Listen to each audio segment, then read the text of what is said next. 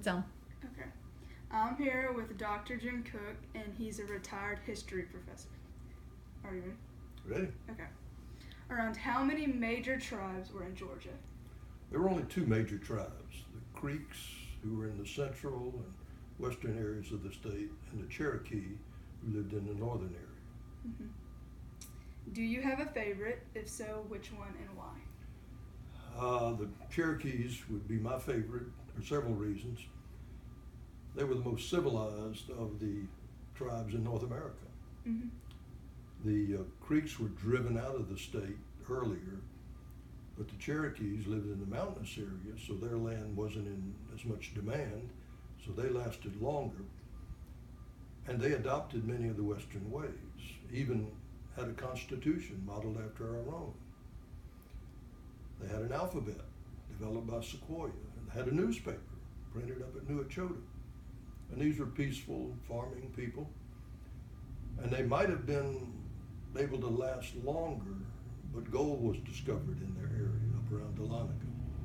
When that happened, settlers flocked into the area, even though they weren't supposed to. Nobody could keep them out. And the Cherokees resisted legally, even brought cases to the Supreme Court in Washington. And the court was sympathetic. But the Georgia government didn't pay any attention to the Supreme Court decision, and neither did President Andrew Jackson. And so after that, the Cherokees realized they had no future here.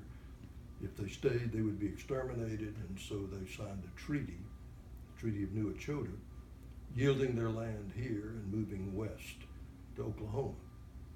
And they traveled west under horrible conditions we know as the Trail of Tears. And about a fourth of the tribe died en route to the west. Wow. Isn't there part of the Trail of Tears in Georgia? Yeah, starts right here. And you may know the chieftain's house here in Rome was the home of Major Ridge and his son John Ridge. And they were two of the primary signers of the Treaty of New Echota. Elias Boudinot was the other one. He's the editor of the paper. What were some of the Paleo Indians' tools? They had very simple tools. Of course, they made different things out of rock, and they could make a blade. You know, they had spears, they had bows and arrows, and they had devices like hoes, so they did some farming. But there's nothing we would think of as a sophisticated tool. They were all just very primitive, hand-operated things. How did they get the supplies to make the tools? Were they made out of animal bones or just rocks? Both. They used rocks, they used bones, and they used, of course, animal skins when necessary. And then later they would trade with the European settlers and acquire knives and then later guns. What did they eat? The Indians in this area grew corn, or maize they called it, because it grows readily in this area. They also had pumpkins and squash and beans among their crops. They fished and they hunted, and deer were plentiful, so they probably ate quite a bit of venison. Are there any tools left today? I imagine if you went to the Chieftain's Museum, you'd find some of the tools used in this period.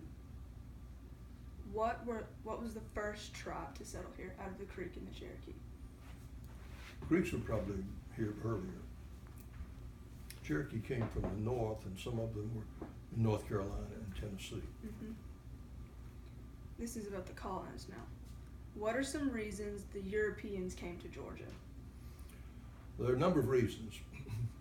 The government, the British government, of course, wanted to acquire the territory and make a colony of it. So did the Spanish, and so did the French. And so we have a rivalry of those three countries over this area, the southeastern area, Florida, Georgia, Carolinas, and West. And the Spanish had settled in Florida and had stabilized their rule there. The French were a little farther west.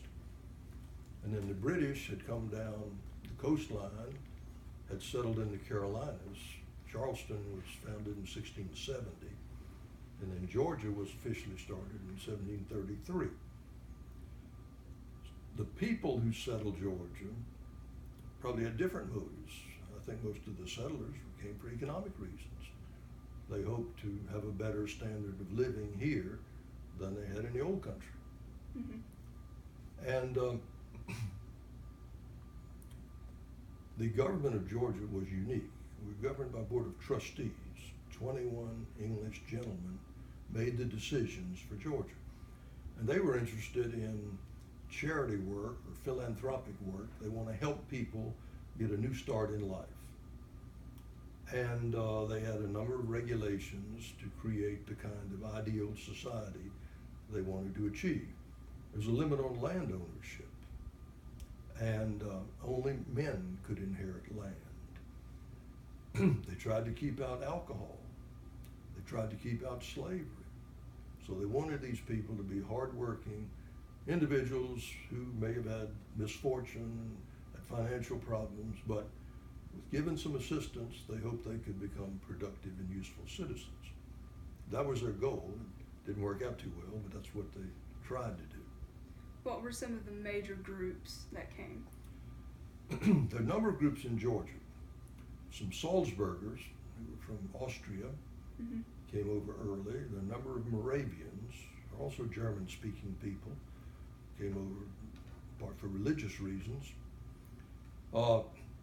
There were people scattered from other areas in Europe, even a few Jewish people in early Georgia. But of course, primarily they were from Great Britain. Did the Indians and the colonists get along well? The Indians around Savannah, which was the first settlement, were very friendly. And Oglethorpe became good friends with the chief, an old Indian named Tomochichi. And that was very helpful. And by and large, they were not very hostile, not like in some areas. Was it hard for the colonists because of our tropical and humid climate? That was a problem because they weren't used to the heat and the humidity. But there are a lot of problems. They've got to build shelters. They have to find food. There were disease. There's a lot of poverty, and a lot of these settlers were not frontiersmen. They're not really sturdy, physical specimens who can do manual labor. They might be nice people, but they were used to indoor work instead of outdoor work. And you need people that can build, people, carpenters and craftsmen and farmers. And so just getting the society going and providing the necessities of life is very difficult in all the colonies, and it certainly was in Georgia. Did the Indians teach them anything to help them build? To some extent they did. They of course knew the best farmland, the best fishing areas, and they had built little canoes and showed the colonists some of these things. Did the colonists lose their accents over time? I doubt it. I don't really know, but I suspect most of them kept their accents for quite a while at least. Did the colonists have a task from the king to fulfill while they were in Georgia? The king had delegated the authority to the board of trustees, and so the decisions came from the board. And as I say, they had this idea of creating a utopia, which didn't work. I mean, the people just couldn't do it or didn't do it. And before the 21 years expired, and that was the length of their tenure,